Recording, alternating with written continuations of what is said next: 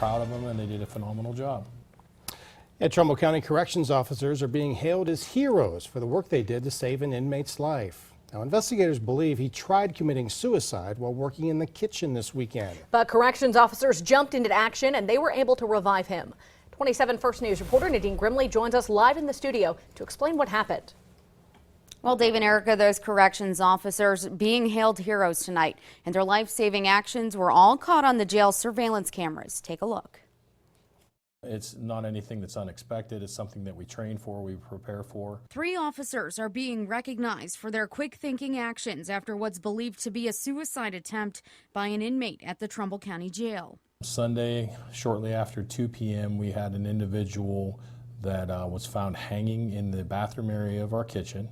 In this surveillance video, you can see the officers trying to revive that inmate, using an AED and even performing chest compressions as he's being wheeled out of the kitchen on a stretcher.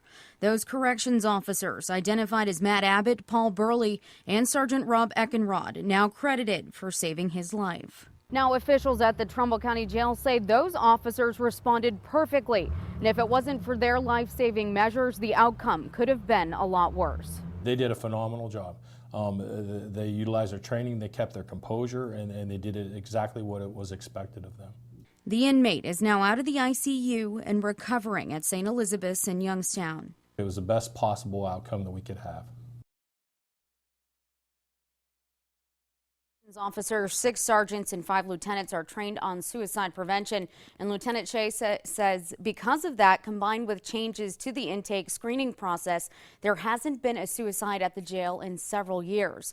Shea tells me this inmate is a low-level offender who was booked on a probation violation. He also says he's been at their facility a few times in the past and hasn't shown suicidal signs up until this point. The sheriff's office continues to investigate. Live in the studio, Nadine Grimley, WKBN 27 First News.